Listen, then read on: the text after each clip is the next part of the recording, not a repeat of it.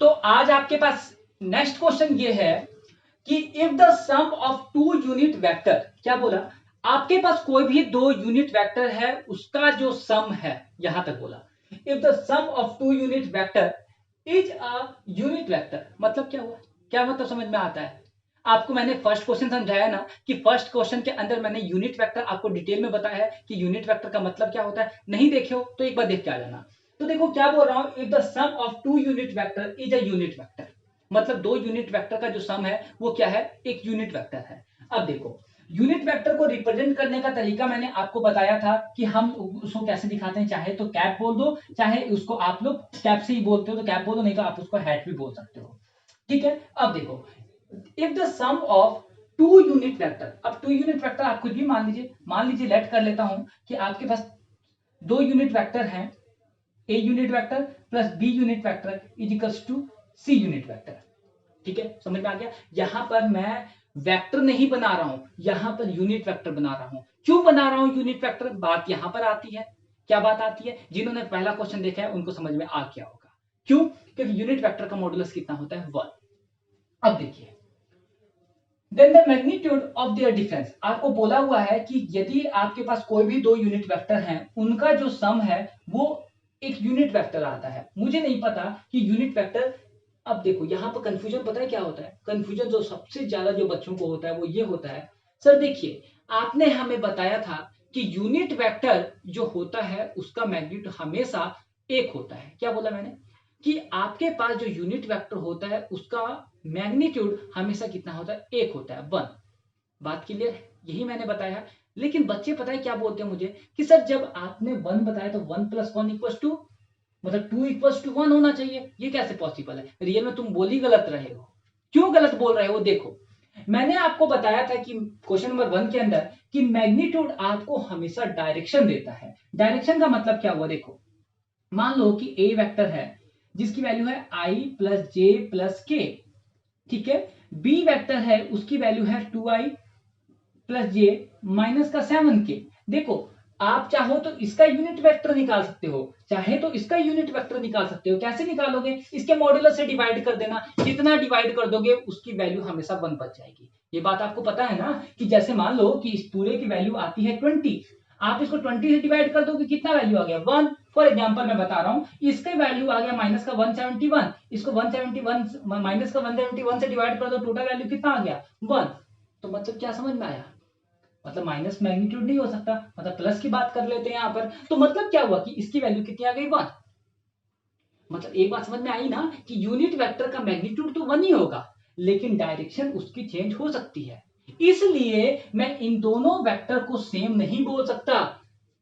हो सकता है कि ये वाला जो वेक्टर है वो आपके पास इधर जा रहा हो, ए वेक्टर बोल रहा हूं, ठीक है, और जो बी वेक्टर है वो आपके पास इधर जा रहा हो। लेकिन दोनों का यूनिट वेक्टर निकालोगे तो कितना आएगा, 1 1 ही तो आएगा, कि ओरिजिन से कितना 1, ओरिजिन से कितना 1, मतलब इसका मैग्नीट्यूड कितना 1 1। समझ के चल लो ये चीज। अब देखो मैंने अकॉर्डिंग टू क्वेश्चन ये लिख दिया कि यहां पर देखा जाए तो लेट मैंने क्या किया है, A cap this and this, लेकिन ये जो चीज लिखी है वो मैंने क्या लिखा है, चाहो तो आप इसको बोल सकते हो this is your given condition. ये आपके पास गिवन है कि दो यूनिट वेक्टर हैं। यूनिट वेक्टर को दिखाने का तरीका ये होता है कि यदि आप इसका ए कैप निकालोगे तो आप क्या लिखोगे, ए वेक्टर डिवाइड बाई इसका मॉडुलस, ये तरीका होता है। आपको ये चीज मैंने पढ़ाया है कि ए कैप कितना होता है, A vector divide by A vector का मॉडुलस। तो यहां पर देखिए यदि मैं बात करता हूं इस वाली चीज की, तो आप लोग क्या लिख सकते हैं, इसको क्या लिख सकते हैं, आप लोग इसको लिख सकते हैं A vector divide by A vector का modulus plus B vector divide by B vector का modulus is equals to C cap है, सी कैप ही रहने दो। ठीक है, क्यों, मैं इसका रीजन बताऊंगा। अभी मैं इस फैक्टर को यूज करूंगा, इसको यूज करूंगा। ये मैंने लिखा कहां से, इसलिए मैंने तुम्हें बताया वो लिखा मैंने यहां से। इसके बाद क्या करो कि तुम क्या कर सकते हो, दोनों तरफ स्क्वायर कर सकते हो, दोनों तरफ स्क्वायर कर सकते हो, नहीं कर सकते हो, बिल्कुल कर सकते हो, स्क्वायर करने की बात बोल रहा हूं। अब देखो आपको पता है कि जब आप इसका स्क्वायर करेंगे तो ये क्या बनेगा, ए कैप इंटू ए कैप। एक चीज मैंने आपको थ्योरी में पढ़ाई हुई है कि यदि आपको कहीं पे भी बोलता है कि ए वेक्टर का स्क्वायर है, इसका मतलब क्या होता है, A vector into A vector. Simple. यदि कहीं पे भी कैप का स्क्वायर बोलता है, मतलब इस तरीके से, प्लस में बी कैप इंटू में b cap plus 2a cap into b cap is equal to C cap का स्क्वायर। बात समझ में आ गई? कोई दिक्कत है यहां तक? समझ में आ गया ना? कोई दिक्कत नहीं है यहाँ पर। चलो, अब आपको पता है कि ये जो बनता है ये क्या बनता है, ए स्क्वायर, ये क्या बनता है, बी स्क्वायर, और ये क्या बनेगा, सिंपल ऐसे कैसे ही रहेगा। याद रखना सेम चीज है। यदि आप इसको मल्टीप्लाई करोगे, डॉट प्रोडक्ट है, डॉट प्रोडक्ट की वजह से ये मैग्नीट्यूड में कन्वर्ट हो जाता है। ये हम लोग को थ्योरी में पढ़ा चुका हूं मैं आपको। तो ये जो टोटल वैल्यू है ये कितनी हो गई, सी कैप का स्क्वायर। अब देखो, इस पूरे की वैल्यू, इस पूरे की वैल्यू, इस पूरे की वैल्यू कितनी होगी। आपको बोला है कि if the sum of two unit vector is a unit vector, आपको पता है कि इस पूरे की जो वैल्यू रहेगी वो कितनी रहेगी, 1। इस पूरे की वैल्यू कितनी रहेगी, 1। और इस पूरे की वैल्यू हम लोग लिख लेते हैं as it is, a cap into b cap is equal to इसकी वैल्यू कितनी रहेगी, 1। तो यहां से आपको एक बात क्लियर है, क्या क्लियर है, कि 2a cap dot b cap की वैल्यू कितनी रहेगी, -1।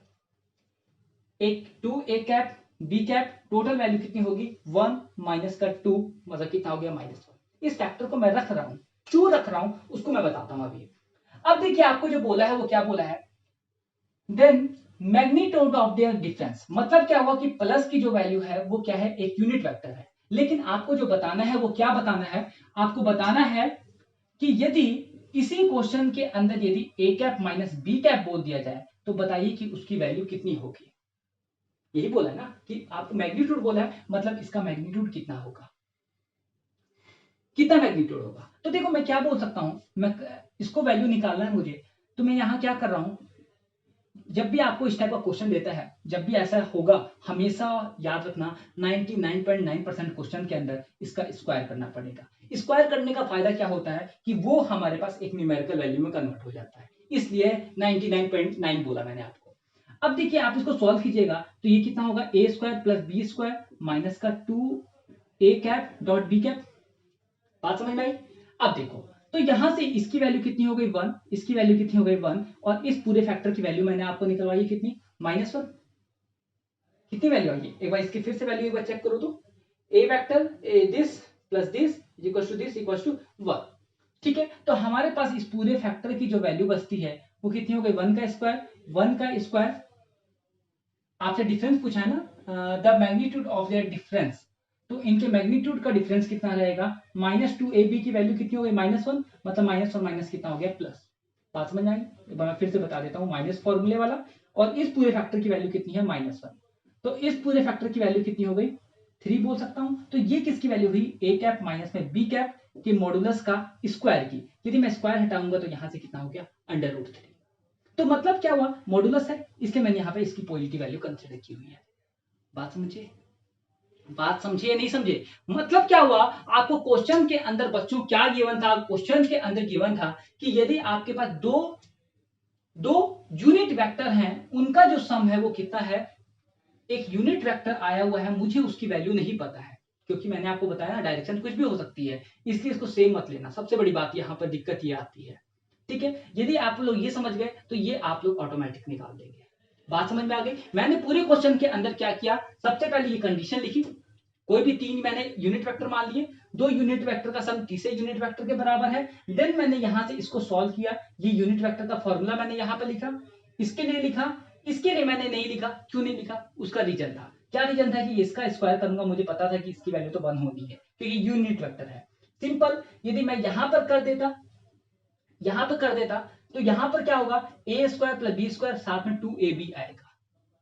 समझ रहे हो ना, मतलब यहाँ पर 2ab आएगा। हमें यहाँ पर इसकी रिक्वायरमेंट नहीं पड़ी ना, और इसको नहीं रिक्वायरमेंट पड़ी तो इसको लिखो भी मत, ओनली इसको जस्ट ओनली इतना कर लो। बात समझ में आ गई? यदि समझ में आया है तो लाइक भी करना, कमेंट भी करना। यदि कोई भी क्वेश्चन में दिक्कत आए तो वहां पर लिखना, कि मुझे पता चल जाए कि किस बच्चे को यहाँ पर कोई दिक्कत आई है। जरूर करना, हर एक क्वेश्चन के अंदर, जो भी क्वेश्चन देखते हो हर एक क्वेश्चन के अंदर करना। ओके।